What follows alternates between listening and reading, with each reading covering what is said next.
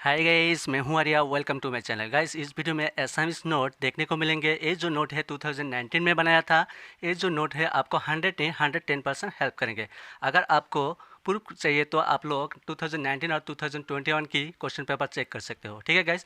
Guys, एक बात बताना चाहूँगा कि इस दुनिया में 99% जो लोग हैं वो सीटेड मैंडेट होते हैं और वही लोग लाइक शेयर एंड सब्सक्राइब नहीं करते हैं। लेकिन 1% जो लोग हैं वो फ्रेश मैंडेट होते हैं और फ्रेश मैंडेट जो लोग हैं वो पॉजिटिवली सोचते हैं और वही लोग दिल से लाइक शेयर एंड सब्सक्राइब जरूर करते हैं। तो heads up to fresh mandate. मैं चाहता हूँ कि आप लोग फ्रेश मैंडेट हो। ठीक है गाइस, जो भी हो गाइस, डोंट माइंड, आगे बढ़िए, नोट को फॉलो करिए। Take care, wish you all the best, tata and bye.